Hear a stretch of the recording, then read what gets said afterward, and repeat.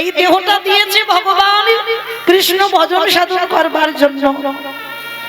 কারণ মনে রাখতে হবে মা, ভগবানের মতো আপনজন তোমার আর কেউ হবে না। অনেক অনেক মায়েরা একটা কথা বলে, কেন আমার মা আমায় সব থেকে বেশি ভালোবাসে। বলে না, তোমার মা যদি সব থেকে বেশি ভালোবাসতো, ভালো করে লক্ষ্য করবেন আমার কথাটার দিকে, একটু খেয়াল করবেন। এই যে আমরা বলি মায়ের ঋণ শোধ করা যায় না, আমি বলি বাবা যায়, কিন্তু একজনের ঋণ জীবনে শোধ করতে পারবে না, সেটা আমার ভগবান। যদি বলো কেন, আমিও একজন মা। এখানে যতজন আমরা মা হয়েছি তারা প্রত্যেকটা মা বলতে পারবো, সন্তান গর্ভে 5 মাস বয়স হয়, মাতৃস্তনে দুগ্ধ আসে। তাহলে কি মা ওটা মা নিজে নিজে তৈরি করলো? মা যদি নিজে করতে পারতো তাহলে একজন মাকে গর্ভে সন্তান আসবার আগে বলে দেখো তো পারে কিনা? করতে পারবে না। তাহলে মা নিজে তৈরি করলো না, তাহলে গ্রাম প্রতিবেশী আত্মীয় পরিজন এসে স্তনদুগ্ধটা দিয়ে গেল? দিল না তো। তাহলে দিল কে? না বিশ্বের শ্রেষ্ঠ মালিক ভগবান। তাহলে একদিনের একটা বাচ্চা সে জন্ম নিয়ে কি খাবে তার ভাবনা তার বাবা ভাবেনি, গ্রাম প্রতিবেশী ভাবেনি, মা ভাবেনি, আত্মীয় পরিজন কেউ ভাবেনি। তাহলে ভেবেছিল কি আমার ভগবান একদিনের ছেলে জন্ম নিয়ে তার আহারের ব্যবস্থা আমার ভগবান করে রেখেছে। স্তনদুগ্ধটা যে কিভাবে তৈরি হবে, কতটুকু মোটা, কতটুকু পাতলা, কতটুকু লবণ, কতটুকু মিষ্টি, কতটুকু টক, কতটুকু তিতো দিলে তবে একদিনের একটা শিশু সন্তান খাবে, তার ভাবনা কোনো বৈজ্ঞানিক ভাবেনি, ভেবেছিল আমার বিশ্বের স্রষ্টা মালিক ভগবান। তাই আমি চরণ ধরে বলে যাই মা, পৃথিবীতে যদি সবাইকে ভুলে যাও তাতে অসুবিধা নাই, কিন্তু কোনোদিন আমার ভগবানের চরণ যেন ভুলে যেও না। এই জায়গাটা বাবা খুব মন দিয়ে শুনবেন। শাস্ত্র কথা যেমন তেমন নয়। গোপাল নিজের ইচ্ছাতে পাপ করেনি, করানো হয়েছিল লোকের প্ররোচনায় পড়ে। ওই জন্য আমার মায়েদের কাছে নিবেদন, সন্তান মানুষ যারা আমরা করব, সঙ্গটা সবার আগে দেখতে হবে যে আমার সন্তান কাদের সঙ্গ করছে। এই সঙ্গটা বাবা খুব বাজে জিনিস। তুমি যদি সতের সঙ্গ করো তাহলে সৎ হবে, আর যদি তুমি অসতের সঙ্গ করো, তোমার যত হৃদয় সৎ হোক না কেন, তুমি একদিন না একদিন অসৎ কাজে লিপ্ত হবে। আগে লক্ষ্য করতে হবে বাবা আমি সঙ্গ কার করছি। আর যদি বলেন বাবা এটা আমি বলে যাচ্ছি না, শাস্ত্রের দিকে একটু তাকিয়ে দেখেন, মিলিয়ে দিয়েছে তো। মহাভারতে পিতামহ ভীষ্ম, পিতামহ ভীষ্ম 12 জন বৈষ্ণবদের মধ্যে তিনি একজন বৈষ্ণব। মানে ভাবা যাচ্ছে, যারা মহাভারত জ্ঞানী, যারা মহাভারত পড়েছেন তারা ভালো করে জানবেন এই পিতামহ ভীষ্মের চরিত্র যারা যারা শোনেন বা পড়েছেন, সারা মহাভারতে ওই ভীষ্মের মতো চরিত্র বাবা একজনেরও খুঁজে পাবে না। নিজে সংসারী নয়, কিন্তু বাবা কাঁধে করে সংসারের সব দায়িত্ব পালন করেছে। করেনি? নিজে সংসার করেনি, নিজের ভাইদের জন্য, নিজের বাবার সুখের জন্য, বিচিত্র বীর্যকে সুখ দেওয়ার জন্য নিজে বিয়ে করলো না, বাবার সুখের জন্য মাকে কথা দিয়েছিল, সৎ মাকে কথা দিল যে আমি কোনোদিন সংসার করব না। শুধু সংসারে নয়, আমি এই বংশের বড় সন্তান হয়েও আমি কোনোদিন সিংহাসনে বসবো না। কিন্তু মা, আমার বাবা যে তোমাকে দেখে ভালোবেসেছে, তাই আমি কথা দিলাম তোমার গর্ভে যে সন্তান হবে তারাই হবে যোগ্য উত্তরসূরি, আমি নয়।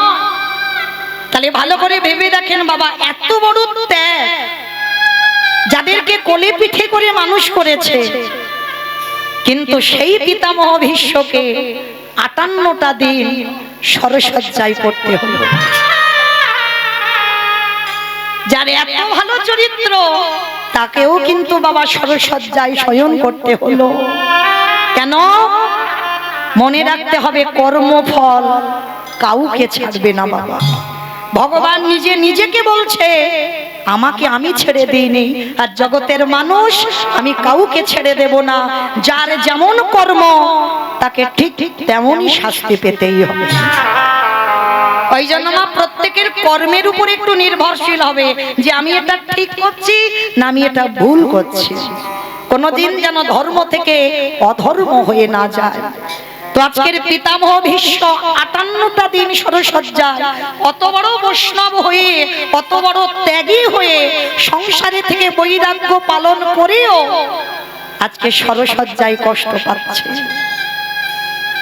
এই যখনই সরসজ্জায় কষ্টটা পাচ্ছে না, পঞ্চ পাণ্ডব থাকতে পারছে না।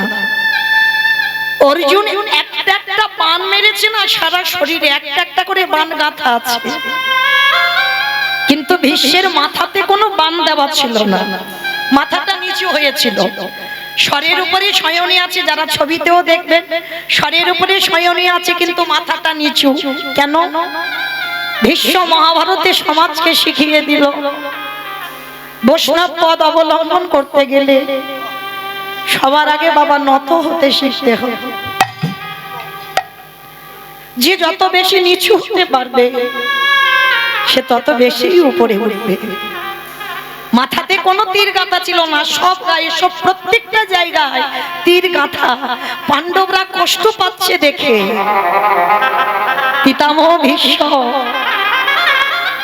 শরের উপরে শয়নে আছে, চোখের কোণ দিয়ে একটা একটা করে জল পড়ছে। অসহ্য জ্বালা, তো অসহ্য যন্ত্রণা। অর্জুন এসে নিজে অনুতপ্ত হচ্ছে, আমারই বাণে তো দাদুর এই অবস্থা। অর্জুনকে দেখে বলছে, অর্জুন কেঁদো না, তোমার এই বাণগুলো যখন আমার অঙ্গে আছে আমার কি মনে হচ্ছে জানো, সেই যে ছোটবেলায় তুমি আমার কাঁধে চড়তে, সেই যে ছোটবেলায় আমি তোমাকে কোলে পিঠে মানুষ করেছিলাম, তুমি আমায় দাদু দাদু বলে আমার কাঁধে চড়তে, আমার এতটুকু কষ্ট হচ্ছে না। আমার যেন মনে হচ্ছে এই যে তীরগুলো যেন আমার অর্জুন এসে আমার আষ্টে পৃষ্ঠে শরীরে গেঁথে আছে, আমার এতটুকু কষ্ট হচ্ছে। যুধিষ্ঠির এসে বলছে, দাদু এবার তুমি মরে যাও। ভীষ্মের তো ইচ্ছা মৃত্যু মা, মনে করলে মরবে আর মনে না করলে মরতে পারবে না। বলছে, দাদু তুমি এবার মরে যাও, তোমার এই কষ্ট আমরা কেউ দেখতে পাচ্ছি না, তোমার শরীরে যন্ত্রণা হচ্ছে আমরা বুঝতে পারছি। দেখবেন মা, এটা বাস্তবেও হয়। যখন কোনো ব্যক্তি বয়স হয়ে অসুস্থ হয়ে বিছানা সজ্জা হয়, আমরা আত্মীয় পরিজন সবাই ভগবানের কাছে ডাকি, প্রভু ওকে আমাকে একবার এবারে নিয়ে নাও, কারণ এত কষ্ট মানুষের দেখা যায় না। যখন অনেক মানুষ কষ্ট পায় না, আমরা বলি এবার তুলে নাও। তো ভীষ্ম যখন কষ্ট পাচ্ছে, পাণ্ডবরা বলছে, দাদু এবার তুমি মরে যাও, তোমার কষ্ট দেখা যাচ্ছে, এবার মরে যাও। দাদু বলেছিল, যুধিষ্ঠির আমি এখন মরতে পারবো না। কেন? তখন তো বাবা দক্ষিণায়ন চলছিল, আর দক্ষিণায়ন চলাকালীন ভীষ্ম প্রাণ ত্যাগ করবে না, কারণ দক্ষিণায়ন চলাকালীন প্রাণ ত্যাগ করলে আবার মনুষ্য জীবনে আসতে হবে, আবার কষ্ট ভোগ করতে হবে। কিন্তু উত্তরায়ণ চলাকালীন যদি কেউ দেহ ত্যাগ করে, তাকে আর এই মনুষ্য কুলে নয়, তাকে দেবলোকে চলে যেতে হবে। তাই ভীষ্ম বলছে, আমি এখন ইচ্ছা করলে আমি মরতে পারবো না, উত্তরায়ণ পড়বে তারপরে তো আমি দেহ রাখবো। আর তাছাড়া আমি যে এখন আমি মরবো, আমি তো মরে শান্তি পাবো না। কেন দাদু তুমি মরে শান্তি পাবে না কেন? কি হয়েছে? কারণ আমি তো একজনের কাছে ঘোর অন্যায় করে রেখেছি। দাদু কার কাছে? বলে আমার তো ভরে ভরে অপরাধ, কিন্তু এখন যে অপরাধের কথা আমার মনে পড়েছে, সেই অপরাধটা তো আমি দ্রৌপদীর কাছে করে রেখেছি। আমি দ্রৌপদীর কাছে ঘোর অন্যায় করে রেখেছি, সে পাপের ক্ষমা হবে না। আর দ্রৌপদী ক্ষমা না করলে আমি কোনোদিন মুক্তিও পাবো না। দাদু তুমি কি এমন পাপ করে রেখেছো? বলে যুধিষ্ঠির, অপরাধটা তো আমি সেই পাশা খেলার দিনে করে ফেলেছিলাম। পাণ্ডবরা যেদিন বাবা পাশা খেলায় বসেছিল, এই জায়গাটায় অনেক আমরা ভক্তরা বাবা পাশা খেলার ঘটনা জানি মহাভারতে, কিন্তু এই যে পাশা খেলায় যে পক্ষে কৃষ্ণ রয় সে পক্ষকে কোনোদিন পরাজিত হয়? ভালো করে বুঝতে হবে। তাহলে যাদের পক্ষে আমার স্বয়ং ভগবান বর্তমান ছিল তারা কেন আজকের পাশা খেলায় হারলো? এমনি এমনি নয়, ভগবান সবকিছু সহ্য করে বাবা। ভক্তের দুটো জিনিস মোটেও সহ্য করে না, এক হলো ভক্তের চোখের জল, আর একটা বস্তু হলো ভক্তের অহংকার। যখন পাশা খেলা হবে, দুর্যোধন আর পাণ্ডবদের মধ্যে কথোপকথন হচ্ছে। দুর্যোধন পাশা খেলায় পারদর্শী নয়, ভালো করে জানে পাণ্ডবরা, আর দুর্যোধনও জানে আমি ভালো পাশা খেলা করতে জানি না। তো যার জন্য দুর্যোধন বলেছিল আমার হয়ে আমার শকুনি মামা খেলবে। এই জায়গায় যুধিষ্ঠির এদের অহংকার হয়ে গেল। দুর্যোধন খেলতে পারে না, তার জন্য মামার সাহায্য নিচ্ছে। কিন্তু আমাদের তো কারো সাহায্যের প্রয়োজন নেই, আমরা পাঁচ ভাই খেলতে পারি। যুধিষ্ঠির বললেন আমি খেলতে পারি, দুর্যোধন খেলতে পারে না। তখন একবারের জন্য যদি আমার যুধিষ্ঠির মহারাজ বলতো দুর্যোধন তোমার হয়ে যখন তোমার শকুনি মামা খেলবে, তাহলে আমার হয়ে আমার কৃষ্ণ দয়াময় খেলবে। একবারও বলেনি, এমনকি বললো যে আমরা পাশা খেলায় থাকবো, আস্তে আমরা পাশা খেলায় বসবো, আমার কৃষ্ণের এখানে থাকার প্রয়োজন নেই। এত বড় অহংকারী কথা। আর যখনই বলল আমার ভগবানের অভিমান হলো, যুধিষ্ঠির ভুলে গেলে, কিছুক্ষণের জন্য অহংকারে তুমি ভুলে গেলে। একবার যদি তুমি আমার চরণ শরণাপন্ন হতে, তাহলে আজকে তোমাদের এই দিনটা দেখতে হতো না। অহংকারে যুধিষ্ঠির খেলতে বসলো, একে একে ভাইদের বাজি দিল, একে একে সব বাজি রেখে দিল, নিজেকেও বাজি রেখে দিল। শেষে আর বাজি রাখার মতো কিছু ছিল না, একটাই সম্পদ ছিল, যেটা ছিল দ্রৌপদী। দ্রৌপদী তখনও রজশালায় ছিল, ঘরের মধ্যে বাহির হয়নি। সেই দ্রৌপদী পর্যন্ত পাশা খেলায় বাজি রেখে দিল। যুধিষ্ঠির মহারাজ নিষেধ করেছিল চারবার, দাদা তুমি এটা করো না, এটা ঠিক নয়। কিন্তু বাবা পাশা খেলায় এমন নেশায় ডুবে গেল, বাজি রেখে দিল ঘরের স্ত্রীকে। আর যখনই বাজি রাখলো হেরে গেল, কারণ ওদের পক্ষে তো আর কৃষ্ণ নেই, কৃষ্ণ বাইরে আছে, কৃষ্ণকে ওখানে রাখা ছিল না। হেরে গেল পাণ্ডবরা। আর দ্রৌপদীকে দুঃশাসন গিয়ে চুলের মুষ্টি ধরে টানতে টানতে আনলো। যখন টানতে টানতে আনছে, ওই পুরুষ সভার মাঝখানে দ্রৌপদীকে দাঁড় করিয়েছে। রথী মহারথীরা সবাই বসে আছে, দ্রোণাচার্য বসে আছে, পিতামহ ভীষ্ম বসে আছে, পঞ্চ পাণ্ডবরা দাঁড়িয়ে আছে। সবার মাঝখানে, কুরু সবার মাঝখানে দ্রৌপদীকে এনে দাঁড় করালো।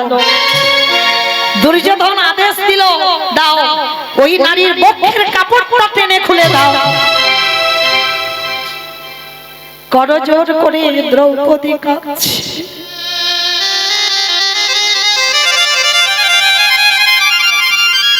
যুধিষ্ঠির কাছে দাঁড়িয়ে কাঁদছে, স্বামী তুমি তো জানো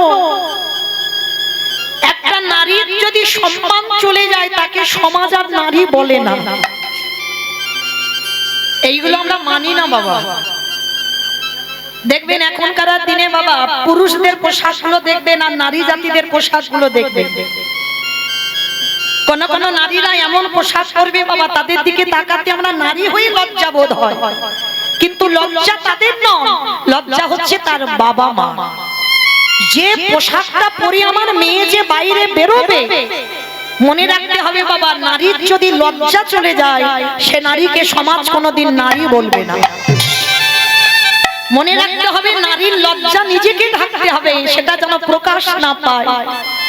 এটা মৌমিতার শিক্ষা দিচ্ছে না বাবা, যেন কেউ ভুল বুঝবেন না। দ্রৌপদী কুরুসভার মাঝখানে দাঁড়িয়ে স্বামীদের কাছে হাত জোড়ো করে বললেন, স্বামী তোমরা তো জানো আমার একটা স্বামী নয়, আমার পাঁচটা বীরের মতো স্বামী, আর আমার যদি বক্ষের কাপড় ধরে টানে আমার সম্মান ধুলোয় মিশে যাবে, আমাকে নারী বলবে না, কিছু তো করো। পাণ্ডবরা মাথা নিচু করে দাঁড়িয়ে আছে। দাদু ভীষ্মের কাছে গিয়ে বলছে, দাদু তুমি তো কিছু বলো, কারণ আমাদের সবার থেকে তুমি বয়স জ্যেষ্ঠ, তোমার বাড়ির কুলবধূকে অপমান করছে, তুমি কিছু তো বলো। দাদু মাথা নিচু করে নিল। অষ্টগুরু দ্রোণাচার্যের কাছে গেল, মাথা নিচু করে নিল, কেউ কিছু করতে পারছে না। আচ্ছা বাবা, এইখানে কি দ্রৌপদীর ভুল হয়? ভালো করে লক্ষ্য করবেন, অনুভব করবেন, কথাগুলো একটু গুরুত্ব দিতে হবে। দ্রৌপদী ভুল করেনি। মহাভারত হচ্ছে সমাজ শিক্ষা। এই ভুলটা আপনারা আমরাও করি। দ্রৌপদী দেখলো স্বামীরা বাঁচাতে পারলো না, দাদু বাঁচাতে পারলো না, গুরুদেব বাঁচাতে পারলো না, সবার শেষে মনে পড়লো তার সখা কৃষ্ণের কথা। এটা যদি আগেই হতো, আগে মনে পড়তো, তাহলে কি বাবা দুঃশাসন দ্রৌপদীকে ছুঁতে পারতো? যখন দ্রৌপদীর ঘরে দুঃশাসন পাটা দিল, তখনই যদি আমার দ্রৌপদী একবার আমার মাধবকে ডাকতো, তাহলে কোনোদিন দুঃশাসন ছুঁতেও পারতো না। এই ভুলটা আপনারা আমরা করে ফেলি। কারণ জীবনে যখন দুঃখ কষ্ট নেমে আসে, দেখবেন বাবা আত্মীয় পরিজন বন্ধু বান্ধব আগে সবাইকে বলে দেয়, আমার ঘর বিপদ, প্রত্যেকের কাছে সাহায্য চাইছি, তোমরা কিছু তো করো। কেউ কিছু করছে না। মনে রেখো বাবা, তোমার দুঃখের কথা লোকের কাছে বলবে, তুমি হাসির পাত্র হবে। তারা কিচ্ছু করবে না, আরো হাসবে আর বলবে বেশ হয়েছে বেটা। কিন্তু যার কাছে সাহায্য চাইলে তুমি কৃপা পাবে, তার কাছে যেতে আমাদের দেরি হয়ে যায়। কেউ যখন সাহায্য করে না, তখন ভগবানের চরণে বসে বলি, প্রভু আমি যে অসহায়, আমার চারিদিকে সব আছে কিন্তু কিছু নেই, এইবার তুমি আমার অর্জুনের রথের সারথি হয়ে যেমন ছেলে, তুমি একবার কৃপা করে আমার কাছে এসে দাঁড়াও। সবার কাছ থেকে যখন বিতাড়িত হয়, তারপরে কৃষ্ণের কাছে যায়। কই একজন ভক্ত কি পারে না বাবা সবার আগে ভগবানের চরণটা ধরতে? এই ভুলটা দ্রৌপদী করেছিল। স্বামীরা কিছু করলো না, দাদু কিছু করলো না, গুরুদেব কিছু করলো না, সব শেষে বলে বলেন, ও তার মানে তোমরা হলে আমার জড় জগতের এই দেহে ভোগের স্বামী, তোমরা তো আমার আসল পতি নয়, তোমরা তো আমার আপনজন নয়। আপনজন যদি হতে আমার এত বড় বিপদ তোমরা কিছু করতে পারছো না। সবার শেষে মনে পড়ে গেল মাধবের কথা। তখন দ্রৌপদী মাঝখানে দাঁড়িয়ে মনে মনে ভাবলো, কৃষ্ণ এই জীবনে একটা নারীর লজ্জা যদি চলে যায়, আর তুমি ভালো করে জানো আমার আগুন থেকে জন্ম, আমি অজনী সম্ভবা, আমার যজ্ঞ অগ্নি থেকে জন্ম হয়েছে, আর যেদিন থেকে জন্ম হলো সেদিন থেকে আমার দেহ মন প্রাণটা আমি তোমার চরণে দিয়েছি, তুমি আমার সর্বস্ব ধন। তাহলে আজকে দেখি তুমি কি করে থাকতে পারো। দুঃশাসন বস্ত্রটা টানছে, দ্রৌপদী এক হাত দিয়ে ডাক দিয়েছিল, হে ব্রজেন্দ্র নন্দন কৃষ্ণ দেখা দাও। এলো না। হে দ্বারকাধিপতি কৃষ্ণ দেখা দাও। এলো না। হে গোলকপতি কৃষ্ণ দেখা দাও। এলো না। দ্রৌপদী বলে বলেন, ও তার মানে তুমিও এদের মতো আমার ডাকে সাড়া দেবে না? ঠিক আছে, তুমি যখন চাও আমি এখানে বিবশনা হই, এটাই হবে। এইবার দুটো হাত ছেড়ে দিয়ে আত্মনিবেদন করে ডাক দিল, হে প্রাণপতি দেখা দাও। হে প্রাণপতি দেখা দাও।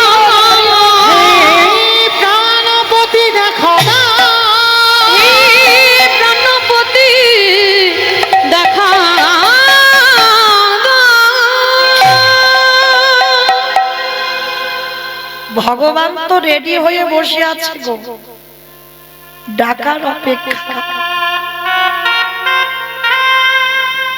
সবার দরজায় আমার কৃষ্ণ দাঁড়িয়ে আছে, আমরা ডাকতে পাচ্ছি না, তাই আমাদের ঘরে এসে ঢুকছে না। যেই না দ্রৌপদী একবার বলেছে প্রাণপতি দেখা দাও, সঙ্গে সঙ্গে ভগবান রথের উপরে বসে আঙুল থেকে কাপড়টা খুলছে।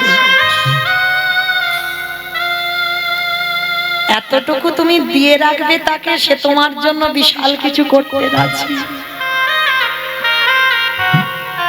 এতটুকু যদি তুমি দাও, দ্রৌপদী তো দিয়ে রেখেছে বাবা, আজ দেবে না? শুধু আসলে তো ডবল করতেই হবে। সেই যেদিন দ্রৌপদী ওই কাপড়টা দিয়ে রেখেছিল কৃষ্ণের আঙুলে, সেই শিশুপাল যেদিন বধ হয়েছিল,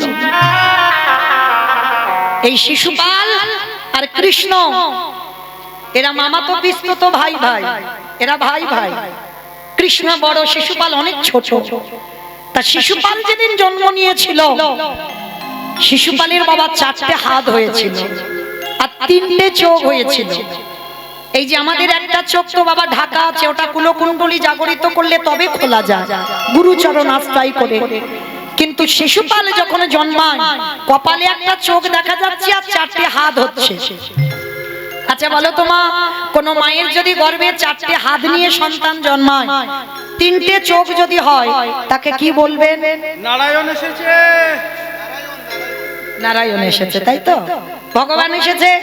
কিন্তু শিশুপালের কুষ্টি বিচার করে দেখা গেল এ বেটার 4টে হাত যে হয়েছে থাকবে না। যার কোলে উঠলে ওর 2টো হাত খসে পড়ে যাবে, যার কোলে উঠলে ওর ওই কপালের চোখটা খসে পড়বে, সেই মারবে শিশুপালকে, আর তারই হাতে শিশুপাল বধ হবে। আচ্ছা বাবা, কোন মা যদি এ কথা জেনে যায়, তাহলে মা কি করবে? যত যত লোক ছিল সবার কোলে শুধু শিশুপালকে দিচ্ছে। একটু নাম না গো আমার ছেলেটাকে, মানে মা যাচাই করছে কার কোলে উঠলে 2টো হাত খসে যায় দেখে। মানে রাজ্যে যত যত লোক ছিল সবার কোলে শিশুপালকে দিয়েছে, কিন্তু বাবা কিছুতেই শিশুপালের হাত খসে যাচ্ছে না। এইবার কৃষ্ণ খবর পেয়েছে, বাবা সর্বের ঘাটের মালিক তো তিনি, খবর পেয়েছে আমার ভাই জন্ম নিয়েছে, আমাকে তো যেতেই হবে, আর আমি যদি না যাই ওর 2টো হাত তো খসে যাবে না। বলরাম দাদা কি বলছে? ও দাদা, দাদা গো চলো না, শুনলাম নাকি আমাদের একটা ছোট ভাই হয়েছে, চলো না একবার ভাইটাকে দেখে আসি। তা বলরাম বলছে ঠিক আছে কানাই, তুই যখন বলছিস চল দুজনে একবার দেখে আসি। তা যেই না শিশুপালের কাছে এসেছে, মানে কৃষ্ণ আকুপাকু করছে শিশুপালকে কোলে নেবে, আর বলরাম বলছে খবরদার, তুই খুব দুষ্টুমি করিস, কোথায় ভাইয়ের হাতে পাতে লেগে যাবে, এমনিতে 2টো হাত না এক্সট্রা 2টো জুড়ে আছে, আর কোথায় বাবা হাতে পাতে লেগে যাবে, তুই নিবি না, কারণ যদি তোর কোল থেকে পড়ে যায় অত ছোট বাচ্চা তুই নিতে পারবি না। ও দাদা আমাকে একটু দাও না, একটুখানি কোলে নেব। কিছুতে বলরাম দেবে না, আর ভগবান জেদ ধরে বসেছে আমি একটু নেব কোলে। তা শিশুপালের মা বলছে বলরাম, ও যখন এত করে কান্নাকাটি করছে, বায়না করছে, ঠিক আছে কানাই তুই এক জায়গায় বস, আমি শিশুপালকে কোলে দিচ্ছি। তাই এবার কৃষ্ণ বসেছে। হাই রে, যে বিশ্বের স্রষ্টা মালিক ভগবান, যে বিশ্বটাকে ধারণ করে রেখেছে, সে নাকি একটা বাচ্চা ছেলে শিশুপালকে নিতে পারবে না। ভগবান কি করেছে, বাৎসল্য প্রেমটা যেমন হয়, এইবার বসেছে, আর শিশুপালকে যেই না কোলে দিল, সঙ্গে সঙ্গে কপাল থেকে চোখটা দুম করে মাটিতে পড়ে গেছে, আর 2টো হাত খসে অমনি মাটিতে পড়ে গেছে। আর যেই না পড়ে গেল, সঙ্গে সঙ্গে পিসিমা কৃষ্ণের চরণে হাত জড়ো করে বসেছে, একটু আর দেরি করেনি, হাত জড়ো করে বলছে কৃষ্ণ কৃষ্ণ, কথা দে বাবা, তুই তোর ছোট ভাইকে মারবি না। ও পিসি, তুমি যে কি বলো না উল্টো পাল্টা, আমার ভাই তো ছোট, ওকে আমি মারবো কেন, আমি বড় দাদা।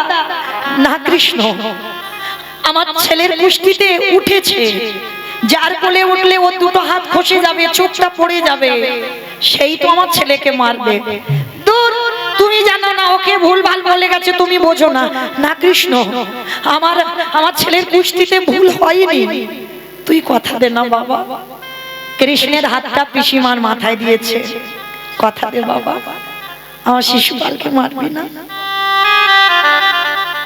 ওই যে মা প্রথমে বললাম, আমার ভগবান একটু প্রেমের কাঙাল, একটু ভালোবাসার কাঙাল।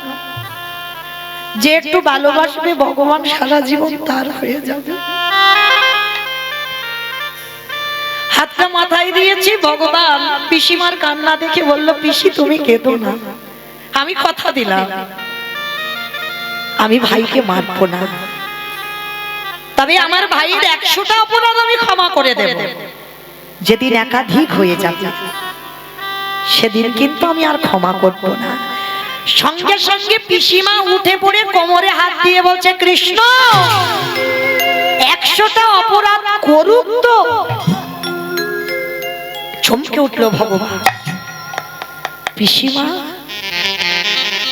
তোমার কান্না দেখে আমি বললাম, আর সঙ্গে সঙ্গে তোমার অহংকার এসে গেল মনের মধ্যে যে 100টা অপরাধ করুক তো। কিন্তু তুমি জানো না পিসি, তোমার এই অহংকারের জন্য খুব তাড়াতাড়ি শিশুপাল 100টার বেশি অপরাধ করে ফেলবে। আর যেদিন বাবা সবার মাঝখানে কৃষ্ণকে কটু কথা বলছে, একটা দুটো মেয়েকে বিয়ে করেনি ছেলের বউ, সেই 16,000 মেয়েটাকে একদিনে বিয়ে করেছে কৃষ্ণ। আবার দ্রৌপদীকে, যার 5টা স্বামী আছে, তাকে সখী বলে ডাকছো, মানে কৃষ্ণকে অপমান করতেই আছে শিশুপাল। বারবার ভগবান বলছে, শিশুপাল তুমি মুখে লাগাম দাও, বন্ধ করো, তুমি যেটা জানো না সেটা নিয়ে কথা বলো না। ভগবান কি এমনি এমনি 16,000 বিয়ে করেছিল বাবা? সব কথা দেওয়া ছিল তো, এমনি এমনি নয়। নরকাসুর 16,000 মেয়েকে বন্দি করেছিল ঠিক, কিন্তু ওই 16,000কে ভগবান বিয়ে করবে আগের জন্মে রামচন্দ্রের কথা দেওয়া। ও বললে বাবা সারা রাতে আর ঘুরাবে না, তাহলে আমার আর ঘরে যেতে হবে না, পরে কীর্তন আর হবে না। হরি বল। আবার দেখা হলে বলবো তাই হোক, যাই হোক এখান থেকে একটু যাই। তাই এইবার যেই না শিশুপাল অপমান করছে যে কৃষ্ণ তুমি 16,000 তোমার ছেলের বউ যাকে বিয়ে করবে বলে বন্দি করেছিল সেই ছেলের বউকে বিয়ে করেছো, আবার এই দ্রৌপদীকে সখী বলে ডাকছো, যার 5টা স্বামী আছে, সখী বলো কোন সাহসে?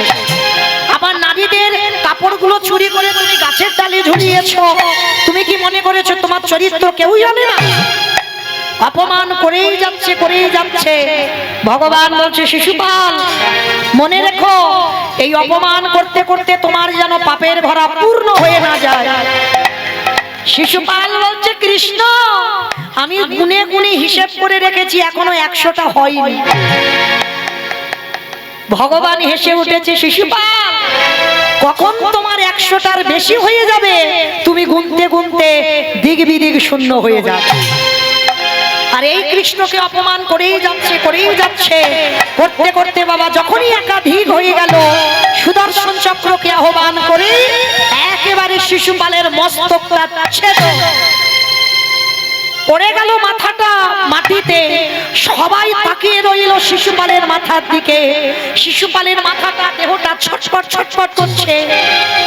সবার লক্ষ্য ছিল শিশুপালের মাথার দিকে, কিন্তু সখী দ্রৌপদীর লক্ষ্য ছিল কৃষ্ণের আঙুলের দিকে। মানে ভগবানের রোষানলে পড়েছিল তো, মানে ক্রোধ হয়েছিল, মানে এতটা ক্রোধে সুদর্শনকে আহ্বান করেছিল, আঙুলটা কেটে গিয়ে রক্ত ঝরে ঝরে পড়ছে। মানে ভগবানের এত ক্রোধ এসেছিল শিশুপালের প্রতি। কেউ দেখতে পাচ্ছে না কৃষ্ণের রক্ত। দ্রৌপদী ওই রক্তটা দেখে থাকতে পারলো না, সবার মাঝখান থেকে ছুটে গিয়ে নিজের কাপড়টা ছিঁড়ে দিয়ে লজ্জা ঘৃণা ভয় সবকিছু ত্যাগ করে একেবারে ওই কাপড়টা নিয়ে কৃষ্ণের আঙুলে বেঁধে দিল। নিতাই গৌর প্রেমা, হরি বল হরি বল। আর যেই না আঙুলে বেঁধে দিল, ভগবান দ্রৌপদীকে হৃদয়ে ধরে বললেন, সখী তুমি আমায় এত ভালোবাসো, আমার আঙুলের একটু রক্ত তুমি দেখতে পারলে না, ছুটে এলে আমার কাছে, তোমার লজ্জা নিবারণ করা বস্ত্র ছিঁড়ে দিলে।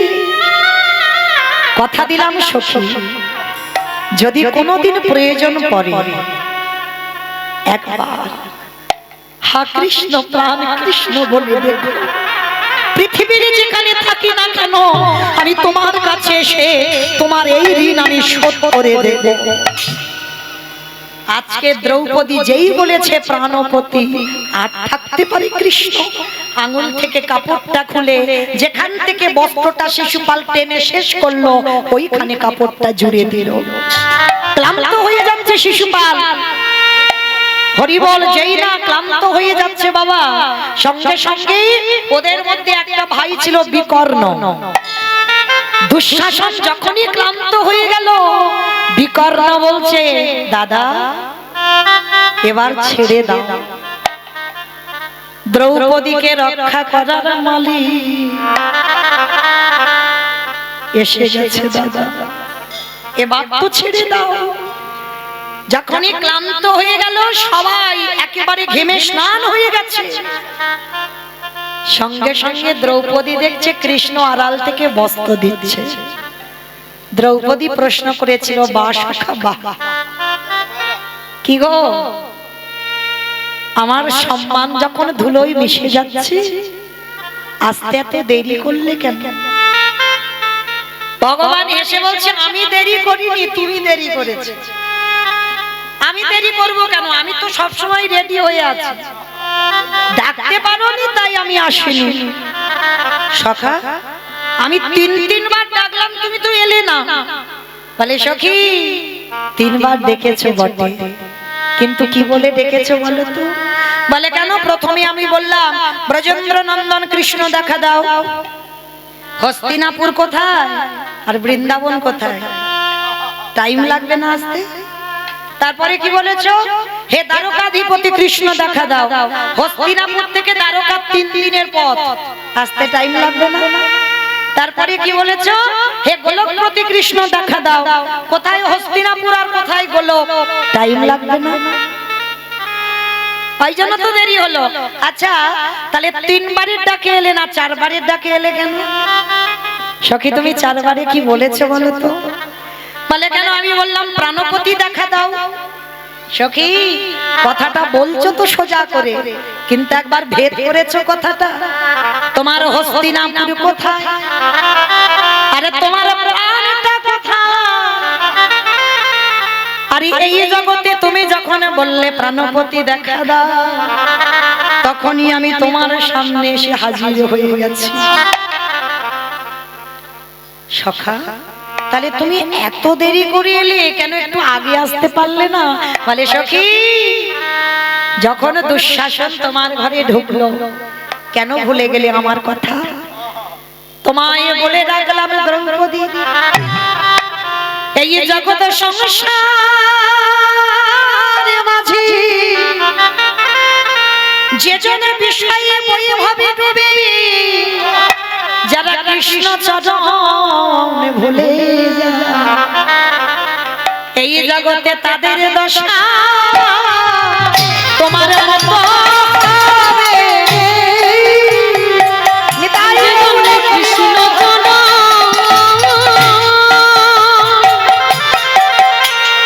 ও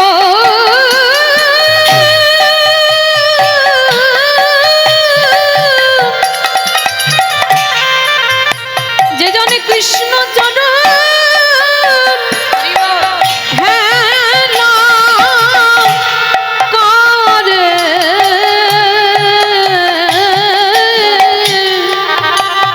বলে, তাদের দশা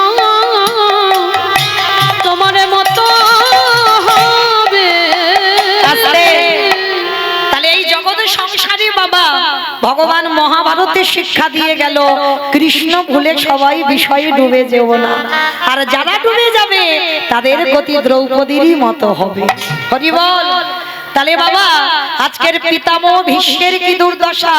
এই ভীষ্মের অপরাধ করেছিল দ্রৌপদীর কাছে, আর সেই দ্রৌপদী যখনই ক্ষমা করে দিল, আজকে পিতামহ ভীষ্ম প্রাণ ত্যাগ করবে, কিন্তু কৃষ্ণ না এলে বাবা এই জায়গাটা শুনবেন, কৃষ্ণ কথা দিয়েছিল আমি তোমার মৃত্যুর সময় তোমার কাছে আসবো। তা যেই না উত্তরায়ণ পড়েছে ভগবানের ওদিকে সাড়া পড়ে গেছে, ভীষ্ম দেহ ত্যাগ করবে। এইবার ভীষ্মের কাছে এসে দাঁড়িয়েছে আর দাঁড়িয়ে বলছে ভীষ্ম আমি বুঝতে পেরেছি তুমি প্রাণ ত্যাগ করবে, কারণ এবার উত্তরায়ণ পড়বে। আচ্ছা ভীষ্ম আমি তো কথা দিয়েছিলাম তোমার যাওয়ার সময় আমার রূপটা দেখাবো, বলো তুমি আমার কোন রূপ দেখতে চাও? বৃন্দাবনের কৃষ্ণ রূপে দেখতে চাও, না মথুরার কৃষ্ণ রূপে দেখতে চাও, না দ্বারকার কৃষ্ণ রূপে দেখতে চাও? ভালো করে বুঝবে কোন রূপে দেখতে চাও। তিনটে জায়গার কৃষ্ণের কথা বললাম, বলো। তা ভগবান ভেবেছিল নিশ্চয়ই বলবে বাবা বৃন্দাবনের কৃষ্ণ, কারণ ওই গোপবেশরে বেণুকর নব বৈশারে নটবর, কারণ জগতে যত যত ভক্ত আছে ওই রূপটাই তো দেখতে চায়, বৃন্দাবনের কৃষ্ণ রূপ। তা ভগবান আশা করেছিল নিশ্চয়ই ভীষ্ম ওই রূপটা দেখতে চাইবে। তা ভগবান নিজের উপরই বাবা বিশ্বাস করেনি, ভীষ্মকে বলছে বলো তুমি কোন রূপে আমায় দেখতে চাও? ভীষ্ম নয়ন জলে কেঁদে বললেন কৃষ্ণ দয়াময় তোমার রূপে যদি দেখাতেই হয় আমার যাবার সময় সেই রূপ তুমি একবার দেখাইয়ে দাও। কোন রূপ? বৃন্দাবনের কৃষ্ণ না, আমি ওর রূপ দেখতে চাই না। তাহলে কি মথুরার যে আমি কংস নিধন করে রাজা হয়েছিলাম ওই রূপ না? ওই রূপ নয়। তাহলে কি দ্বারকার যখন রাজা হয়ে বসেছিলাম ওই রূপ না? ওমা, তাহলে আবার আমার কোন রূপে তুমি দেখবে? ও হে কৃষ্ণ দয়াময় যদি একান্ত তুমি আমার রূপ দেখাতে চাও ওই কুরুক্ষেত্রের রণাঙ্গনে ওই অর্জুনের সারথি হয়ে যেমন তুমি দাঁড়াইছিলে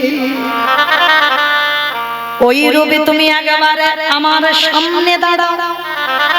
ভগবান বলছে হাই ভগবান, ওই রণাঙ্গনে ওই যুদ্ধক্ষেত্রে ওই রূপ কেন দেখতে চাচ্ছ ভীষ্ম? কৃষ্ণ তুমি বুঝবে না ওই রূপের কি মাহাত্ম্য, কিন্তু আমি জানি ওই রূপটা কেন যাবার সময় দেখতে চাইছি জানো? ও হে কৃষ্ণ দয়াময় সত্য যুগে দেখেছিলাম ভক্ত ভগবানের চরণ তলে বসে আছে, ত্রেতা যুগে দেখেছিলাম ভক্ত ভগবানের চরণ তলে বসে আছে, ওই বৃন্দাবনে যত যত ভক্ত দেখলাম সবাই ভগবানের চরণ তলে বসে আছে, কিন্তু কুরুক্ষেত্রের রণাঙ্গনে তোমাকে দেখে কি মনে হলো জানো? ওই আমার অর্জুন দাঁড়িয়ে আছে উপরে, তুমি তার নিচেতে ঘোড়ার লাগামে ধরে আছো, দেখে আমার কি মনে হলো জানো? আজ ভক্তির চরণে ভগবান বসে আছে, আমি ওই রূপে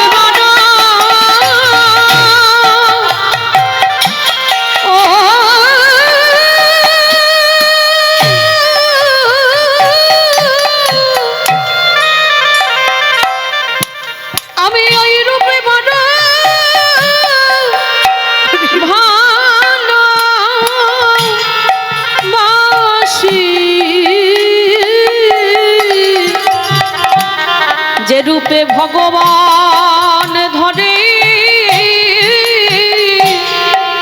ওই ভক্তের পায়ে হে কৃষ্ণ দয়াময় হে কৃষ্ণ দয়াময়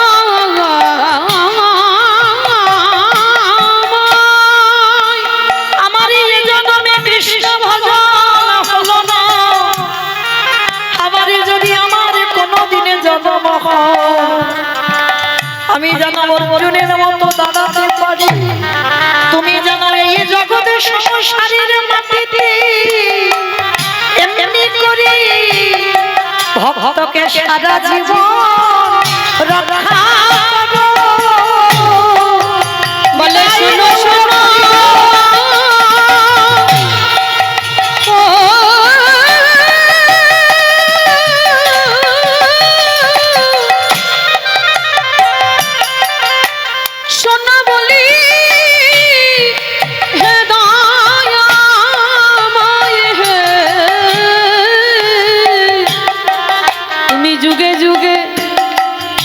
এমনি করে ভক্তকে রক্ষা করো। বিশ্বকে হৃদয়ে ধরে বললেন বিশ্বদেব, এই কুরুক্ষেত্রের রণাঙ্গনে আমার যে রূপ, সেই রূপ তো কোনোদিন কেউ দেখতে চাই না, কিন্তু তুমি এত অনুভব করেছো, এত ভেদ করেছো, কিন্তু বিশ্ব তোমার চরণে আমি জানাই রাখলাম, শুধু এ যুগে নয়, আমি যুগে যুগে আমি ভক্ত বড়।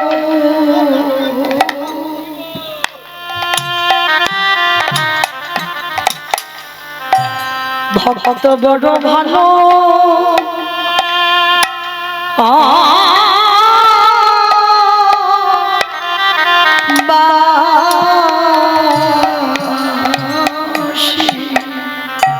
আমি যে ভক্ত ছাড়া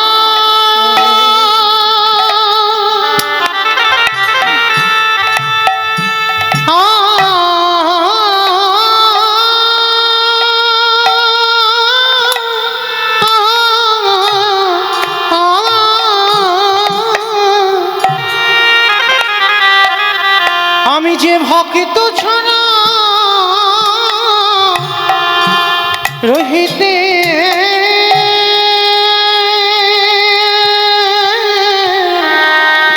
না রে, আমি যে ভক্ত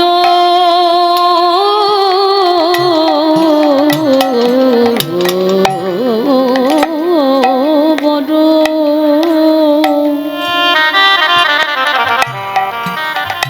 বড় ভালো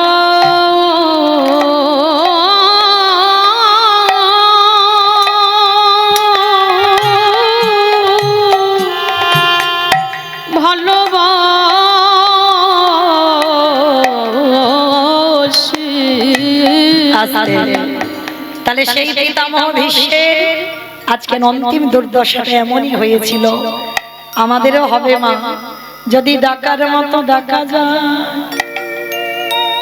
ভালোবাসার মতো বাসা যায়,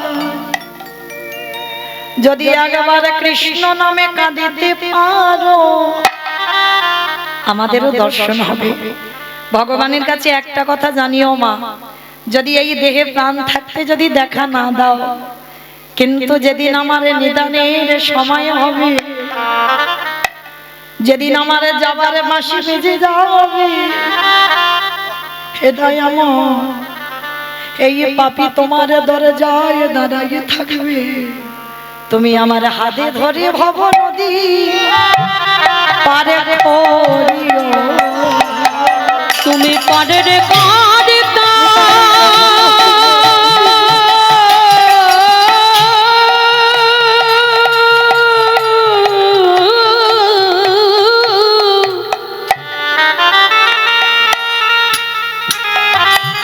তুমি পারের কাঁদিতা দয়াল হরি,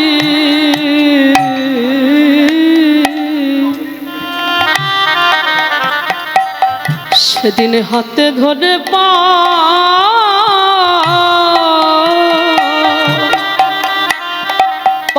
করে দিও। তাহলে সেদিন বাবা পিতামহ ভীষ্মের কর্মফল ভোগ করতে হলো, তাহলে আমাদেরও কর্মফল ছাড়বে না। তার সচিমা নবদ্বীপের মাটিতে দাঁড়িয়ে নিমাই সচিমাকে নাম দেয়নি কেন? সচিমা একটা অপরাধ করে ফেলেছিল। কি অপরাধ? না বৈষ্ণব চরণে অপরাধ। আর সে করতো কর বাবা, যেমন তেমন বৈষ্ণবের কাছে করেনি।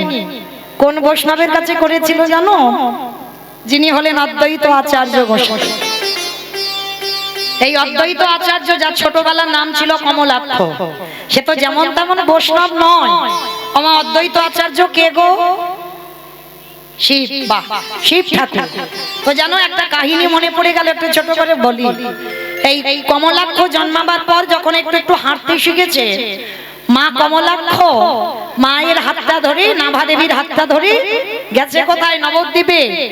আর নবদ্বীপে যখন বেড়াতে গেছে বাবা, গিয়ে বাবা একটা কালী মন্দির, কালী মন্দির দর্শন করেছে। আর কালী মন্দিরটা দর্শন করে মা সচিমা প্রণাম করেছে। আর কমলাক্ষকে বলছে, কমলাক্ষ বাবা মায়ের মন্দির একবার প্রণাম কর, সাষ্টাঙ্গে একবার প্রণাম কর। কমলাক্ষ বলছে, ও মামা আমি প্রণাম করব না, কারণ আমি যদি প্রণাম করি এক্ষুনি মূর্তিটা মাঝখান থেকে দ্বিখণ্ডিত হয়ে যাবে। তাই এইটুকু দুধের ছেলে ও নাকি প্রণাম করলে মূর্তি নাকি ভেঙে যাবে, তাই প্রণাম কর। ও মা আমার কথা বিশ্বাস করছো না? আমি কিন্তু সত্যি বলছি, আমি প্রণাম করলে মূর্তিটা কিন্তু ভেঙে যাবে। তা যার মন্দির সে এসে বলছে, কমলাক্ষ তুই কি নিজেকে বড় পণ্ডিত মনে করিস নাকি? হ্যাঁ, তুই প্রণাম করলে আমার মার এই যে পাথরের মূর্তি, এই মূর্তি ভেঙে যায় কোনোদিন? ওই প্রণাম কর। কমলাক্ষ বলছে, ঠিক আছে আমি প্রণাম করতে বলছো করব, কিন্তু ভেঙে গেলে যেন আমায় মারধর করো না, আমায় বকবে না। কই প্রণাম করে দেখা। তা যেই না বাবা সবে কমলাক্ষ মাথাটা নিয়ে মায়ের চরণে এখন দেয়নি, সবে ঠেকাতে যাবে মূর্তিটা মাঝখান থেকে একেবারে দ্বিখণ্ডিত হয়ে। কে গো মা প্রণাম নিতে পারে কোনোদিন? কারণ এটা কে আর ওটা কে?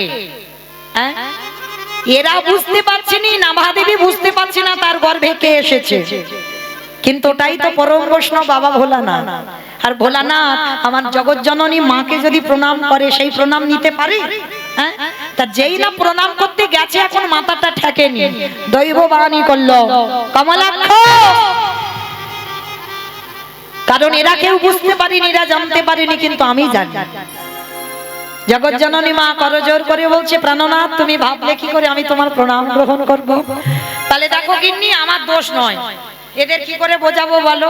এরা তো বুঝতেই চাইলো না। আমি বললাম আমি প্রণাম করব না, কিন্তু এরা বুঝছে না। আমি বাধ্য হয়ে তোমার পায়ে মাথাটা ঠেকাতে গেলাম। তো আমি তো জানি তুমি নিতে পারবে না। তো সেই অদ্বৈত আচার্য তার এতটা পাওয়ার, মানে এতটা ক্ষমতা, সেই অদ্বৈত আচার্যের কাছে সচিমা অপরাধ করেছিল। কি অপরাধ? সচিমার প্রথম তো 8টা মেয়ে হয়েছিল। নিমাই প্রথম গর্ভের ছেলে নয়, প্রথম 8টা মেয়ে হয়েছিল। তা যখনই 8টা মেয়ে হলো, অদ্বৈত আচার্য বুঝতে পারছে না কে ভগবান। মনে মনে সিদ্ধান্ত নিল আমি প্রণাম করব, আর আমার প্রণাম যদি এ গ্রহণ করতে পারে তাহলে আমার ভগবান। তা যেই না 8টা মেয়েকে প্রণাম করলো, একটা একটা মেয়ে সচিমার কোলে বসে চলে গেল। বড় ছেলে এলো, তাকে প্রণাম করলো। 16 বছর বয়স পর্যন্ত ছিল। 16 বছর বয়সে সন্ন্যাসী হয়ে চলে গেল বিশ্বরূপ। হরি বল। তারপরে দর্শন করবে নিমাই। আর নিমাই যেই না জন্মালো, প্রণাম আর করতে দেবে না সচিমা, ভয়। কারণ ওই অদ্বৈত প্রণাম করেছে বলে 8টা মেয়ে মরেছে, বড় ছেলে চলে গেছে, আর আমি তো একে প্রণাম করতে দেব না। কিন্তু অদ্বৈত আচার্য শুধু মনে মনে ভাবছে কবে নিমাইকে প্রণাম করব, কারণ নিমাইকে প্রণাম করলে ও যদি গ্রহণ করতে পারে তাহলে জানবো ওই ভগবান। তা সবে মাত্র অদ্বৈত আচার্য নিমাইয়ের ঘরে আসছে প্রণাম করবে, সচিমা পিছন থেকে বলে বলেন, দাঁড়া, খবরদার আমার ছেলেটার কাছে তুই যাবি না। কারণ তোকে সবাই বলে নবদ্বীপে তুই অদ্বৈত, কিন্তু আমি বলবো তুই অদ্বৈত নয়, তুই হলি দ্বৈত। হয়ে গেল না বৈষ্ণব অপরাধ। এই যে একজন বৈষ্ণবকে দ্বৈতের সঙ্গে তুলনা করলো, তাতে হয়ে গেল বৈষ্ণব অপরাধ। মা জানলো না, বুঝলো না, ভিতরে অপরাধী হয়ে গেল। কিন্তু সেটা তো ভগবানের খাতাইতে লেখা রয়ে গেল। তো আজকে সেই অপরাধটা করে ফেলেছিল। নিতাই চাঁদ যখন মাকে শোনালো গল্পটা, মা বলল, বেশ আমি অদ্বৈতের চরণ ধরে ক্ষমা চাইবো। যেই না অদ্বৈতের চরণে গিয়ে পড়লো, অদ্বৈত বলছে, মা, ও মা, কি আমি তোমাকে মা বলে ডাকি। সন্তান যতই বড় হোক না কেন মার কাছে নয়। মা, তুমি আমাকে দৈত্য বলেছো, কিন্তু আমি যে দৈত্য নয়, কারণ আমি ভগবান চিনব বলে প্রণাম করেছিলাম, এতে আমার দোষ নয়। তাহলে মা, আমি তোমাকে এমনি ক্ষমা করে দিলাম। আর যেই ক্ষমা করে দিলাম, সঙ্গে সঙ্গে নিমাই এসে, ভগবান তো বুঝতে পেরেছে মা বৈষ্ণব অপরাধ করেছিল, অপরাধ থেকে মুক্ত। এইবার মার কাছে এসে বলছে, মা আর দেরি নয়। কই তোলো দেখি একবার আমার সঙ্গে হাত দুটো, সবাই দেখি একবার সন্ধ্যাবেলায় তোলেন একবার, প্রত্যেকে তুলুন ধ্বনি, বলি হরে কৃষ্ণ হরে কৃষ্ণ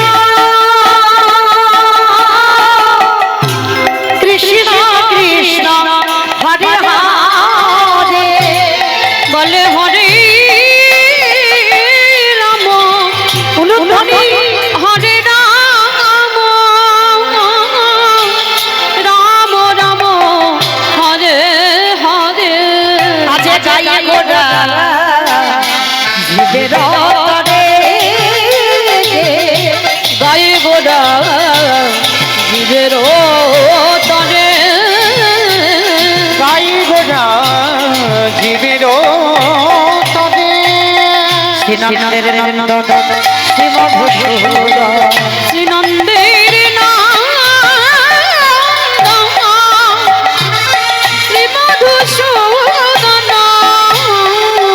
মুরলি বাজাই নিকেতনে গায়ে গোড়া জীবের তরে, এবারে গাই গোড়া জীবের তবে কেহ বলে মুরবেতি রাবণ বধিলা, কেহ বলে পুনবেতি, আমার উলু বই, কেহ বলে মুরবেতি রাবণ বধিলা, কেহ বলে পুনবেতে আমার গোড়ারি, গোড়া গোড়া গোড়া গোড়ারি,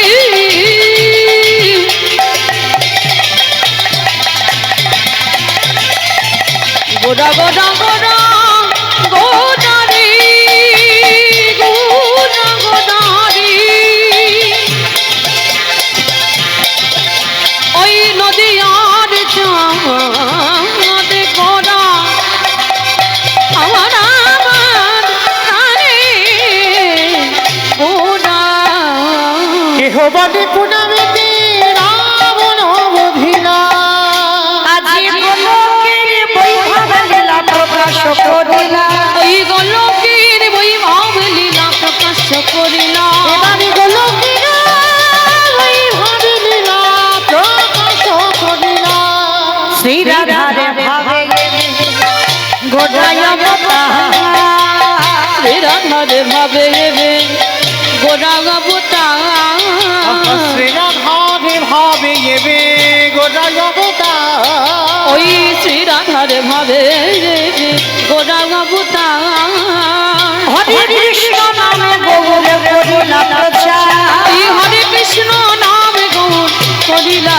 প্রচার, এবারে হরে কৃষ্ণ নামে গৌর করিলা প্রচার এইবারে লীলা প্রকাশ হলো, এইবারে লীলা প্রকাশ হলো, এইবারে লীলা প্রকাশ হলো, এইবারে লীলা প্রকাশ হলো, গোলকের বৈভব লীলা প্রকাশ করিলা, ওই গোলকের বৈভব লীলা প্রকাশ করিলা, ওই গোলকের বৈভব লীলা প্রকাশ করিলা বাসুদেব ঘোষ কহে করি জড়হা, করি জড়ো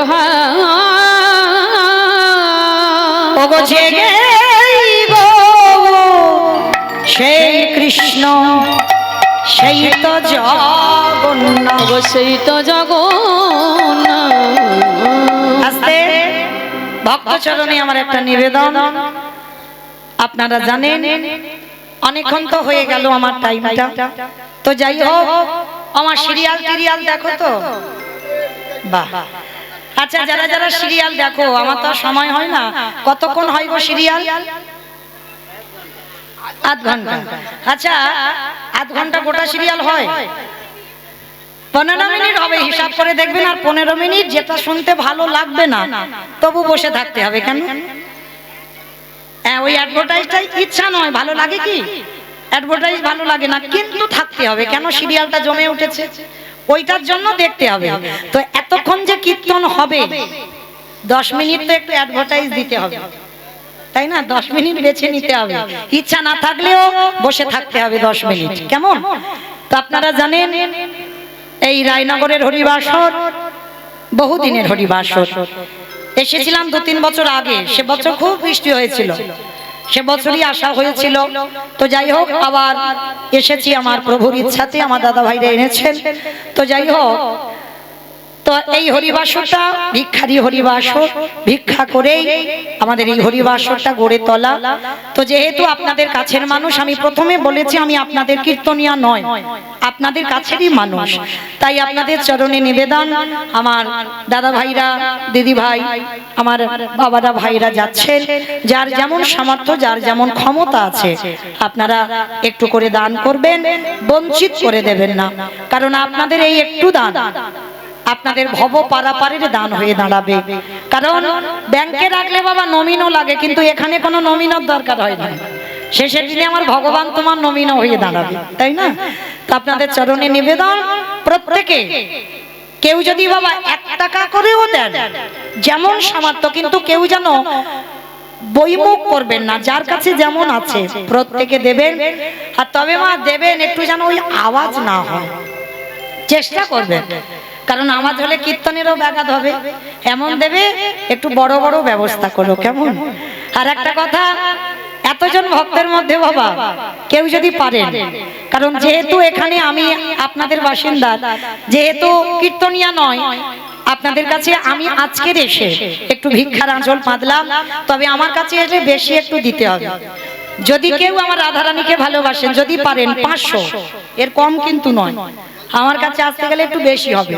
কারণ এই যে ভাইয়েরা ইউটিউব করছে না, ওরা 2 দিন পরে তো ছাড়বে, 2 দিন পরে দেখবে রায়নগরে আমি কীর্তন গাইছি, তোরা তো ছাড়বেই। তো যাই হোক, সবসময় দেখে বেশ।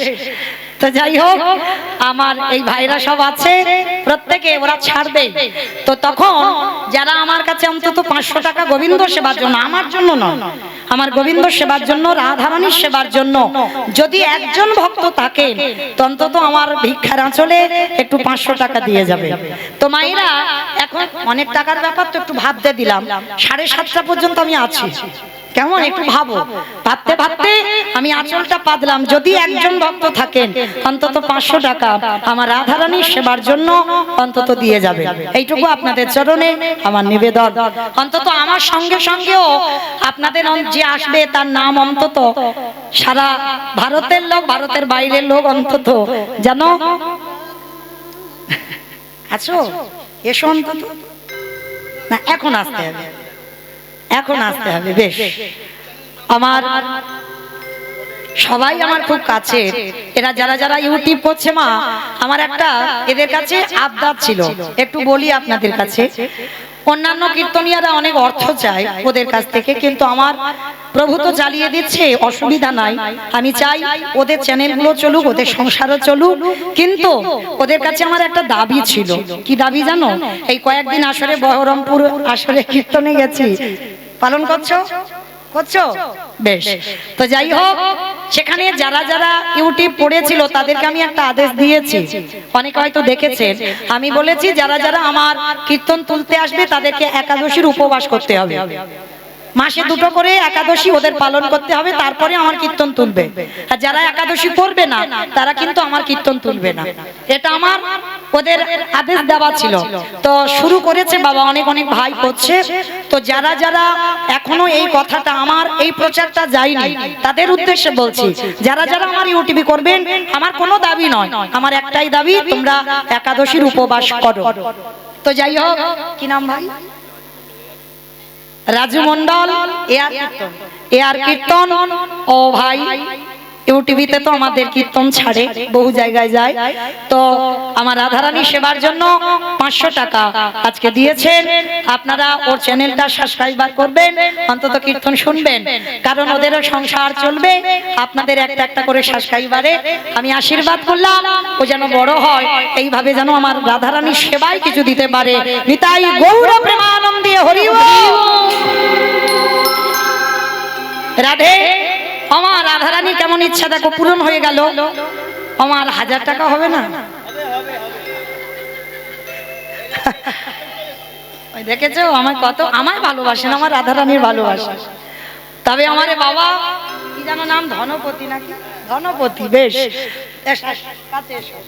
আমার খুব আদরে ধনপতি বাবা, তো অনেক জায়গায় কীর্তন দেয়। তো যাই হোক, আমার খুব স্নেহ করে, আমাকে মেয়ে বলে ডাকে। তো আজকে তিনি আমার রাধারানী সেবার জন্য 500 টাকা দিয়েছেন। আশীর্বাদ করবেন প্রত্যেকে, যেন এইভাবে হরি কথা কীর্তন কথা শুনতে শুনতে যেন একদিন ভব নদী পার হয়ে যেতে পারে। নিতাই গৌর প্রেমানন্দে হরি বল। দেখেছো মা, এই হলো আমার রাধারানীর কৃপা। আমি একটা চেয়েছি, দুটো চাইনি। চেয়েছি কি? তাহলে দুটো চলে এলো।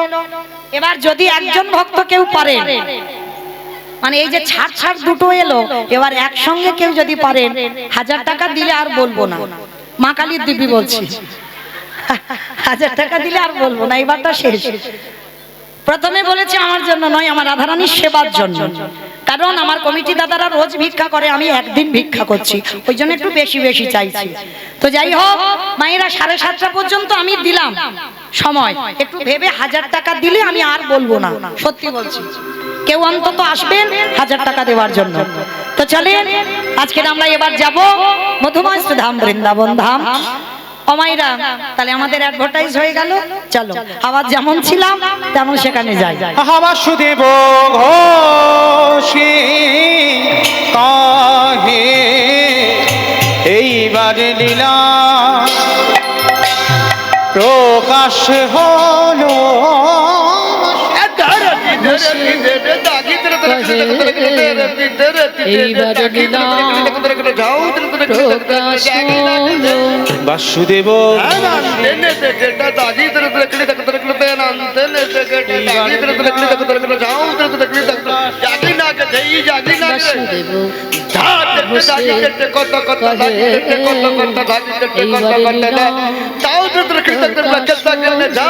বাসুদেব ঘোষে কহে এইবার লীলা প্রকাশ হলো।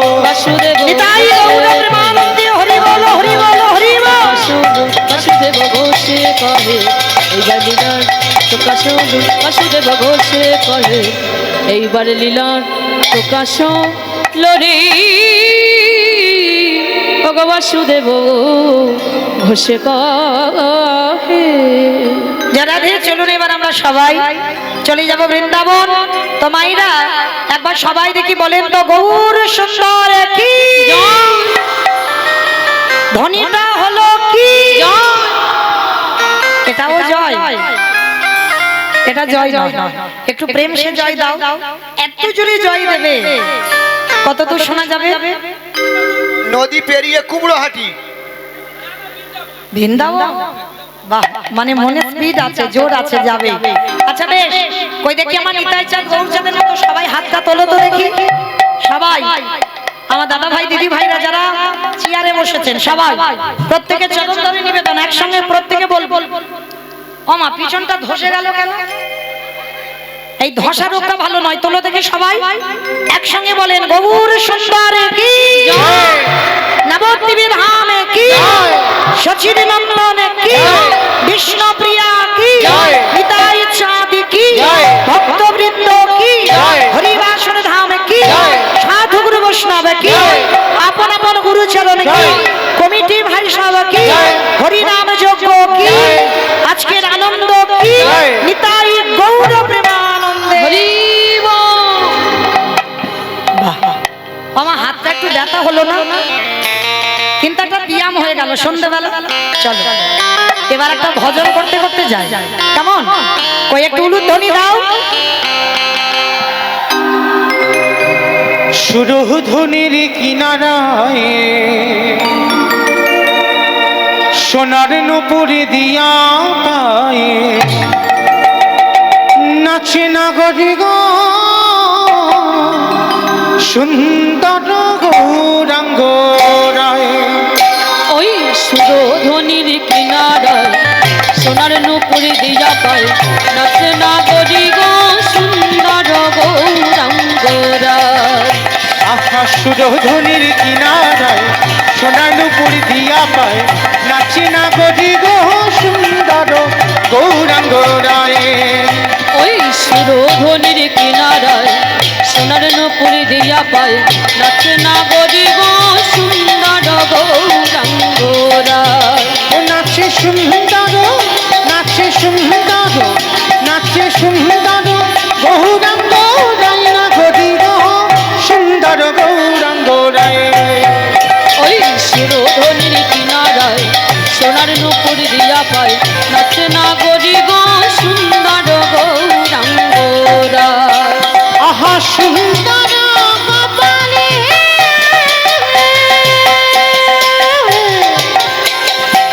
সুন্দর তিলক সুন্দর কপালে আস্তে মামা, আমি আর আমার সম্প্রদায় যাচ্ছি, আর কেউ যাচ্ছে না? সবাই যাবে। যাচ্ছ? বাহ, তো যারা যারা যাচ্ছে কই হাত দুটো বার তোলো। আর একবার মা কালী দিব্যি, আর বলবো না, এইবারটা শেষ। সবাই দেখি একবার হাত তুলে একসঙ্গে তালে তালে করো, তালি কেমন? আহা সুন্দর কপালে সুন্দর তিলক সুন্দর কপালে সুন্দর তিলক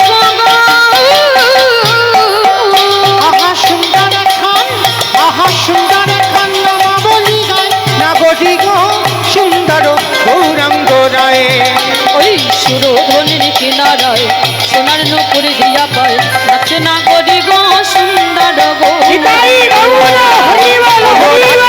রাধে রাধে রাধে জয় জয় শ্রী রাধে রাধে রাধে রাধে রাধে জয় জয় শ্রী রাধে। ও রাধে রাধে রাধে রাধে জয় জয় শ্রী রাধে। বিশ্বভান দোলালি রাধে রাধে বিশ্বভান বলছো কিরকম লাগছে বলো, ঠিক কিরকম জানো, এলোমেলো হয়ে যাচ্ছে। তোলো দেখি হাত সবাই, কারণ সকাল থেকে যারা আমরা কৃষ্ণ বলেছি জানা হয়েছে এই রাধা শব্দটা এমন, যদি বলো তোমার কোটি কোটি জন্মের যত পাপ বিনাশ হবে। সবাই রাধে রাধে রাধে রাধে জয় জয় শ্রী রাধে। রাধে রাধে রাধে রাধে জয় জয় শ্রী রাধে। বিশ্বভান দোলালি রাধে রাধে বিশ্বভান দুলারি রাধে রাধে রাধে। শ্যামা প্যারি রাধে রাধে ও শ্যামা প্যারি রাধে রাধে বলো রাধে। রাধে রাধে রাধে রাধে জয় জয় শ্রী ও রাধে রাধে রাধে রাধে রাধে জয় জয় শ্রী রাধে। जय जय राधे राधे राधे राधे वृंदावन में राधे राधे गोवर्धन में राधे राधे निधोवन में राधे राधे गोली गोली में राधे राधे वनगोली में राधे राधे वनगोली में राधे राधे परशुना में राधे राधे राधा कुंड में राधे राधे श्याम कुंड में राधे राधे भिक्षु बोलो भिक्षु बोलो काले वन में राधे राधे कमल वन में राधे राधे ऊंचा गाँव में राधे राधे प्रेम से बोलो राधे राधे भाव से बोलो राधे राधे जोर से बोलो राधे राधे आगे बिहारी राधे राधे राधे राधे जय जय श्री राधे राधे राधे राधे राधे जय जय श्री राधे। बोलो जय जय श्री राधे जय जय श्री राधे बोलो जय जय श्री राधे जय श्री राधे बोलो जय जय श्री राधे जय जय श्री जय श्री राधे। राधे प्रेम से बोलो राधा रानी की जय। আমার জয়টা ঠিক হলো হলো না, ঠিক ঠিক হলো না। এ যা জয় হলো আমাদের স্টেশন যাই নাই, আর একটু জোরে দিতে হবে। আচ্ছা মা, তোমাদের রায়নগরে শাশুড়ি বৌমাতে ঝগড়া টগড়া হয় তো? হয় না? এইটা আমার বিশ্বাস হলো না, আমি তো এখানের মানুষ রে বাবা। হয়, অন্য জেলায় যদি একটু কম হয়, আমাদের জেলায় বেশি হয়। হরি বল। তো মায়েরা শাশুড়ি বৌমাতে ঝগড়া হলে যে গলাটা বার হয়, একটু বের করো তো দেখি। সবাই গলাটা ছেড়ে বলবে, কেমন? বলো রাধা রানী কি জয়। তার মানে ঝগড়া হয়। বৃন্দাবনেশ্বরী কি জয়। যমুনা মাইয়া কি জয়। নন্দগাম কি জয়। উচারাম কি জয়। দর্শনম কি জয়। ভক্তবৃন্দ কি জয়। হরিবাসর ধাম কি জয়। সাধু গুরু বৈষ্ণব কি জয়। আপন আপন গুরু চরণ কি জয়। কমিটি ভাই সব কি জয়। হরিনাম যজ্ঞ কি জয়। আজকের আনন্দ কি জয়। নিতাই গৌর প্রেমানন্দ হরি